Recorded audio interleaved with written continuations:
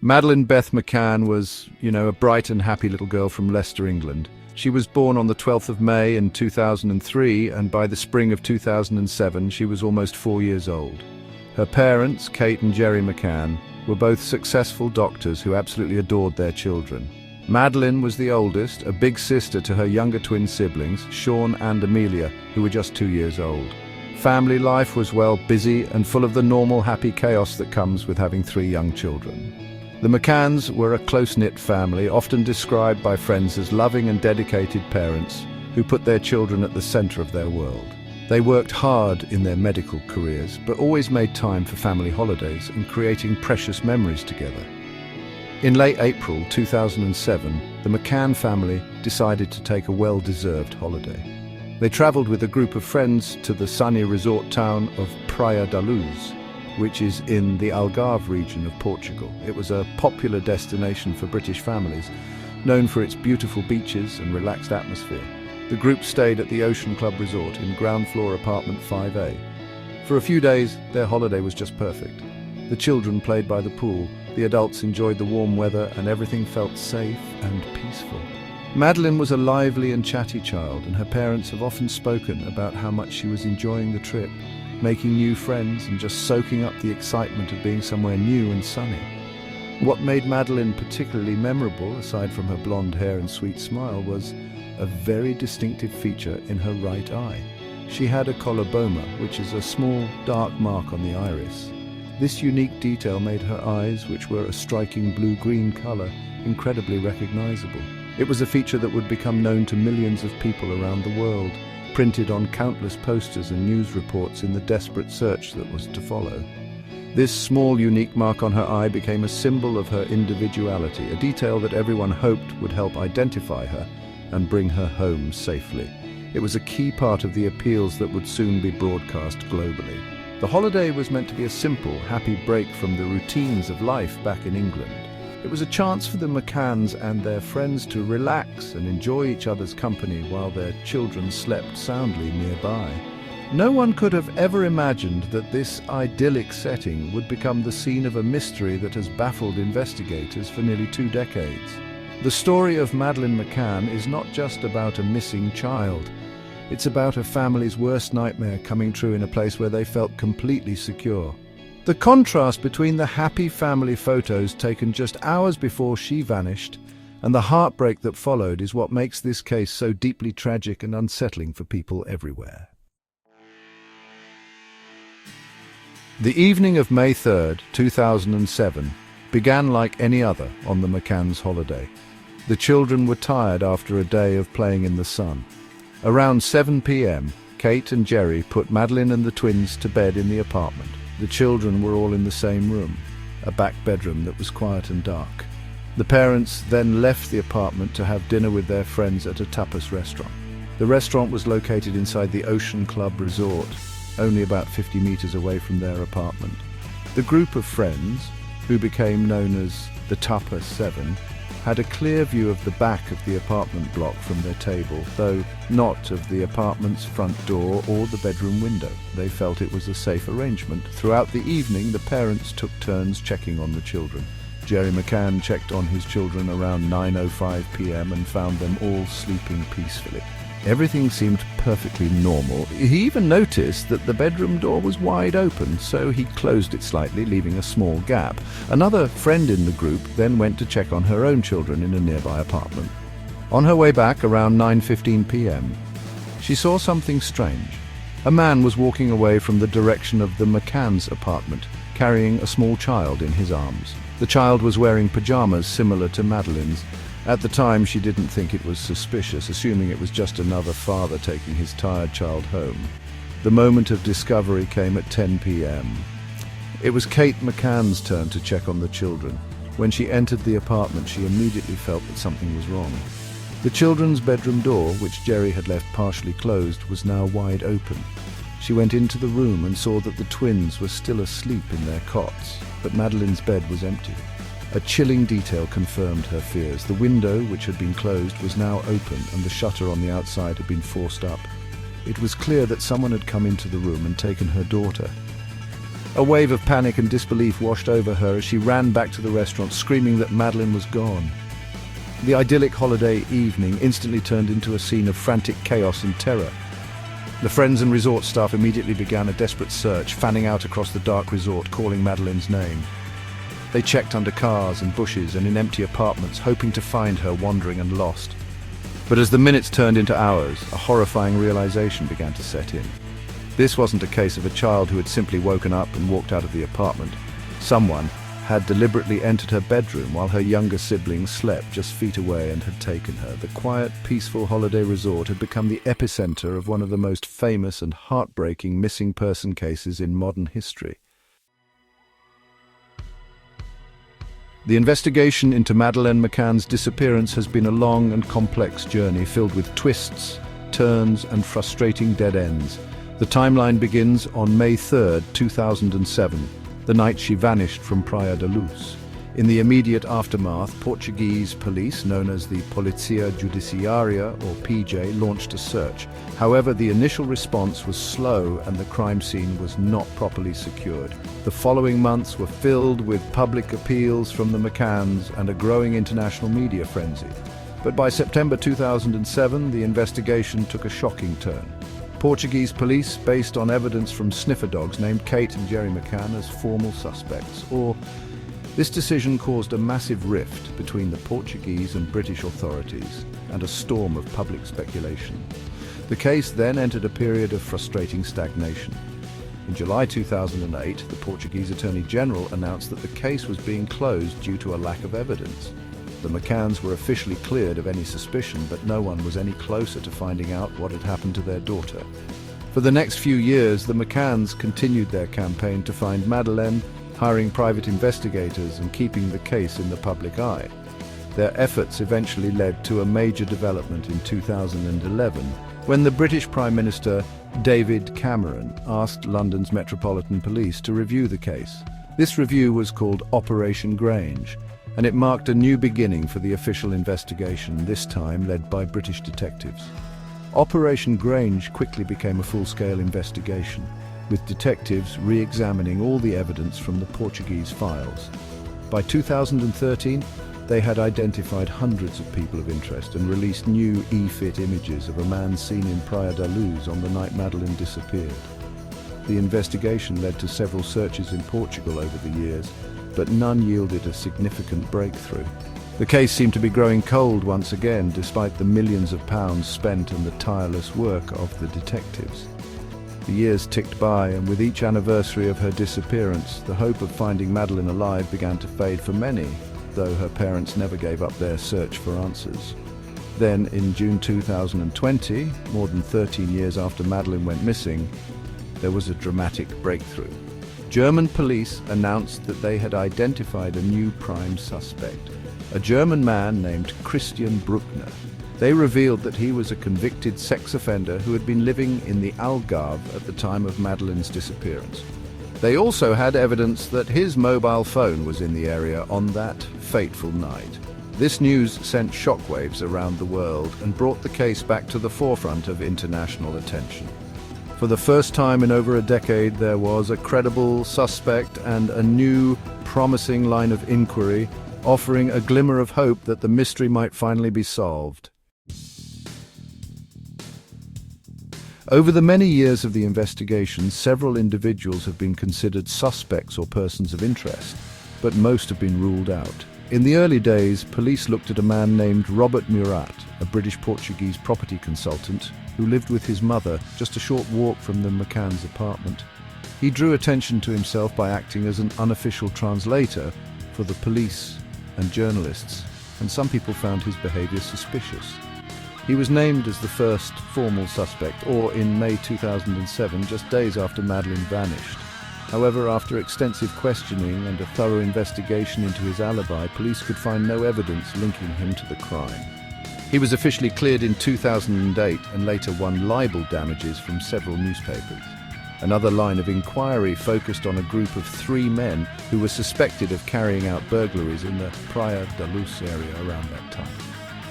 The theory was that they might have broken into the McCann's apartment to steal something, but Madeleine woke up and they panicked, taking her with them to silence her. One of the men was later identified, but he died in a tractor accident in 2009. The other two were questioned by British police as part of Operation Grange in 2014. But there was not enough evidence to charge them with anything related to Madeleine's disappearance. This theory, while plausible, has never been proven and remains one of the many unanswered questions in the case.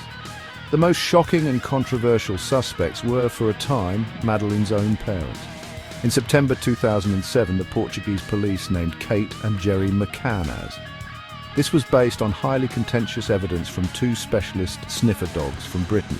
One dog was trained to detect the scent of human blood and the other was trained to detect the scent of a cadaver or a dead body. Both dogs reportedly alerted in the McCann's holiday apartment and in the boot of the rental car they hired several weeks after Madeleine disappeared. This led the police to suspect that Madeleine had died in the apartment and that her parents had hidden her body and covered up the death. The evidence against the McCanns was extremely thin and highly debated. The DNA samples found in the car were inconclusive, and many experts questioned the reliability of the sniffer dog alerts. Many people believed the Portuguese police were trying to blame the parents to cover up for their own flawed investigation. The McCanns always fiercely denied any involvement in their daughter's disappearance, and they were formally cleared of suspicion in July 2008. The decision to name them as suspects, however, caused immense pain to the family and fueled years of hurtful conspiracy theories online. For a long time, the focus on the parents distracted from the search for other credible leads until a new name emerged from the shadows. In June 2020, the long-stalled investigation into Madeleine's disappearance was suddenly re-energized with the announcement of a new prime suspect, Christian Brückner. He is a German national with a long and disturbing criminal history, including convictions for child sexual abuse and drug trafficking. Most importantly, he was living in the Algarve region of Portugal between 1995 and 2007, the very year Madeleine went missing. He lived a transient lifestyle, often staying in a distinctive camper van and moving between Praia da Luz and a nearby town. His presence in the exact location at the exact time made him an immediate and compelling person of interest for investigators who had been re-examining the case files. The evidence pointing to Brückner is circumstantial but significant. Police discovered mobile phone data that placed him in Praia da Luz on the night of May 3, 2007. Specifically, his phone received a call that lasted for about 30 minutes, starting just over an hour before Kate McCann discovered her daughter was missing. The call was routed through a mobile phone mast that covered the Ocean Club Resort. While this doesn't prove he was in the apartment, it puts him right at the scene of the crime at the critical time. This mobile phone data was the key piece of information that allowed German police to officially name him as their main suspect and launch a new appeal for information. Furthermore, Brückner's past behavior and alleged confessions have strengthened the police's suspicions. He's currently serving a prison sentence in Germany for the brutal rape of a 72-year-old American woman in her Praia da Luz home in 2005, less than 2 years before Madeleine vanished. This crime showed he was capable of breaking into holiday homes in the area. Police have also received tips from former associates of Brückner. One friend told police that Brückner once showed him a video of him abusing a woman and later allegedly confessed to him that he knew what happened to Madeleine. Another witness claimed Brückner told him that she didn't scream. These alleged statements are chilling, though they have yet to be proven in court. Despite the strong suspicion, Brückner has not been charged in connection with Madeleine's disappearance. He has consistently denied any involvement through his lawyer. German prosecutors have stated publicly that they have concrete evidence that Madeleine is dead and that Brückner is responsible, but they have not revealed what this evidence is, likely to avoid jeopardizing any future trial. As of 2025, he remains in a German prison for his other crimes, but the investigation into his role in the McCann case continues. He is without a doubt the most significant suspect the investigation has ever had, and many hope that the focus on him will finally lead to the answers the McCann family has been seeking for so long. Since Madeleine McCann vanished, a number of theories have been proposed to explain what happened to her. The most widely accepted theory, and the one pursued by British police, is that of a stranger abduction. This theory suggests that an opportunist, possibly a burglar or a sexual predator, was watching the apartment. When they saw the parents leave for dinner, they saw a chance to enter the unlocked apartment. Christian Brückner is the main suspect under this theory. It posits that the kidnapper entered through the unlocked patio door, went to the children's bedroom and took Madeleine. The sighting by Jane Tanner of a man carrying a child in pajamas away from the apartment block strongly supports this idea of a planned and swift abduction by an unknown individual. Another prominent theory is that of a burglary gone wrong. Praia da Luz had experienced a number of break-ins in the weeks leading up to the McCann's holiday. According to this theory, burglars may have entered apartment 5A expecting it to be empty. When they were inside, Madeleine might have woken up and seen them. In a moment of panic, to prevent her from identifying them, they took her with them. This would explain why no ransom demand was ever made and why nothing of value was stolen from the apartment. It suggests the abduction was not pre-planned, but was a desperate act to cover up another crime. This theory has been seriously considered by investigators, but no direct evidence has ever linked a specific group of burglars to the crime. A more sinister and complex theory involves organized crime, specifically a human trafficking ring. Some have speculated that Madeleine was targeted and abducted to be sold to a wealthy, childless couple or into a trafficking network. This theory gained some traction because of how quickly and quietly she was taken, suggesting a professional operation. Over the years, there have been thousands of reported sightings of a girl resembling Madeleine all over the world, from Morocco to Belgium to South America. While these sightings have given the family moments of hope, not a single one has ever been confirmed to be Madeleine. Investigators have found no concrete evidence to support the idea that an organized trafficking gang was responsible for her disappearance. Finally, the theory that caused the most pain and controversy was the suggestion that the parents were somehow involved. This was the initial focus of the Portuguese police, based on the sniffer dog evidence and their interpretation of the McCann's behavior. The theory suggested that Madeleine had died in an accident in the apartment, perhaps from a fall or an accidental overdose of medicine, and that her parents had panicked and hidden her body, staging an abduction to cover it up. This theory has been overwhelmingly rejected by British police and most experts, who found the evidence against the parents to be unsubstantiated and unreliable. Yet it has persisted in the darkest corners of the internet, fueling a cruel campaign of harassment against a family already suffering an unimaginable loss. From the moment Kate McCann's cries of "they've taken her" echoed through the Ocean Club resort, the disappearance of Madeleine McCann became a massive international news story. The image of the beautiful, innocent 3-year-old girl with the distinctive eyes captured the hearts of people around the world. The media coverage was relentless and honestly unprecedented for a missing person case. Journalists from every major news organization descended on Praia da Luz, turning the small holiday town into a global media hub. The story was on the front page of newspapers and was the lead item on television news bulletins for weeks and months. This intense media spotlight helped to keep the search for Madeleine alive in the public consciousness. The McCanns, advised by public relations experts, quickly realized that they needed to use the media to help find their daughter. They made emotional public appeals, begging for her safe return and asking anyone with information to come forward. To fund a private investigation and a global awareness campaign, they established Madeleine's Fund, leaving no stone unturned. The fund raised millions of pounds thanks to donations from the public and high-profile supporters. Celebrities like author J.K. Rowling and footballer David Beckham lent their support, helping to spread the message far and wide. The yellow and green ribbons, symbolizing hope and the search for Madeleine, became a familiar sight. However, this intense media attention was a double-edged sword. While it helped the search, it also put the McCann family under an incredible and often unbearable level of scrutiny. Every word they said, every gesture they made, and every tear they shed or didn't shed was analyzed and debated by the media and the public. When the Portuguese police named them as suspects, some sections of the press turned against them viciously. They were criticized for leaving their children alone, and their private lives were dissected in tabloid newspapers. This created a toxic atmosphere of blame and suspicion that was deeply damaging to the family and, some argue, to the investigation itself. The case of Madeleine McCann became a phenomenon because it tapped into a universal fear for all parents, the loss of a child. The story was relatable because it happened to an ordinary family on an ordinary holiday. People could easily imagine themselves in the McCann's position, which is why so many felt so invested in the outcome. The constant media coverage created a narrative with heroes, villains, and endless mystery, keeping the public hooked.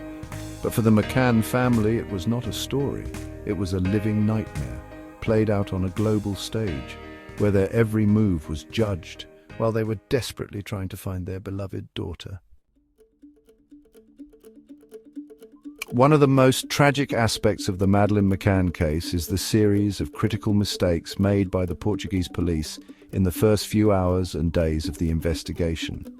These early errors may have destroyed any chance of solving the case quickly. The most significant failure was the lack of protection for the crime scene. The apartment, 5A, should have been immediately sealed off to preserve any potential forensic evidence, such as fingerprints, DNA, or footprints. Instead, dozens of people, family, friends, and resort staff, walked in and out of the apartment during the initial frantic search. This meant that crucial evidence could have been contaminated, moved, or completely erased before professional forensic teams arrived. The local police force was also unprepared for a major crime of this nature. Praia da Luz was a small town with a low crime rate, and the officers on duty were not equipped to handle a complex abduction case. There was a significant delay in calling in the specialist detectives from the Polícia Judiciária. Roadblocks were not set up around the town or at the border with Spain until many hours later, giving any potential abductor a large window of opportunity to escape the area without being seen. This lack of a swift and coordinated response meant that a vital period, often called the golden hours in a missing person case, was lost forever. Furthermore, key eyewitness accounts were not treated with the urgency they deserved. Jane Tanner, one of the McCann's friends, gave a clear statement about seeing a man carrying a child away from the apartment around 9:15. This was a crucial lead, but it seems it was not properly followed up on at the time. The description she gave was not widely circulated immediately, and potential suspects who matched the description were not quickly identified or questioned. The investigation seemed to lack clear direction and focus in the early stages, leading to missed opportunities and confusion. This allowed the trail to go cold almost as soon as the crime was committed. Finally, the decision to focus so heavily on the McCanns as suspects from September 2007 onwards diverted huge amounts of time and resources away from searching for a potential abductor. While police must consider all possibilities, the case against the parents was based on very weak and disputed evidence. This focus on the parents created a deep sense of mistrust between the Portuguese and British authorities and effectively halted the search for other leads for almost a year. By the time the McCanns were cleared and the case was shelved in 2008, any trail left by the real culprit had grown incredibly faint. These initial mistakes created a puzzle with too many missing pieces, leaving the case unsolved for years to come. In 2011, the official search for Madeleine McCann was given a new lease of life with the launch of Operation Grange. This was a special investigation set up by London's Metropolitan Police at the request of the British government. Initially, it was just a review of all the evidence gathered by the Portuguese police and private investigators. However, the detectives soon found enough new lines of inquiry to turn it into a full-blown investigation. Operation Grange represented a fresh start, with a dedicated team of experienced detectives applying modern techniques to re-examine every detail of the case. It brought a renewed sense of hope that answers could still be found even after so many years had passed. Over the years, Operation Grange has been a massive and expensive undertaking, costing over £13 million. The detectives have painstakingly reviewed thousands of documents, investigated hundreds of persons of interest, and conducted new searches in Portugal. In 2014, they excavated several sites in Praia da Luz, and more recently, in May 2023, they led a major search of the Barragão do Arade reservoir, an area linked to the prime suspect, Christian Brückner. These searches have generated huge media attention, but have not yet produced the definitive breakthrough everyone has been hoping for. As of 2025, Operation Grange is still active, but its funding has been reduced and the team is much smaller than it once was. Today, 18 years after she disappeared, Madeleine McCann is still officially classified as a missing person. Her body has never been found, and there is no definitive proof of what happened to her. The focus of the investigation remains firmly on Christian Brückner. He is in prison in Germany for other serious crimes, but he has never been charged in connection with Madeleine's case. German prosecutors remain confident he is the man responsible, but they are still building their case against him. The legal process is slow, and it is unclear if there will ever be enough evidence to bring him to trial for this specific crime. The mystery for now remains unsolved. For Kate and Jerry McCann, the passage of time has not eased their pain or their determination. They continue to hold on to hope that they will one day find out what happened to their daughter. Every year, on the anniversary of her disappearance and on her birthday, they release a message to the public, keeping her memory alive and thanking people for their continued support. Their two other children, the twins Sean and Amelia, are now young adults who have grown up in the shadow of their sister's disappearance. The family remains united in their quiet grief and their unwavering quest for answers. The world still waits with them, hoping that one day the little girl with the unforgettable eyes will finally have her story told.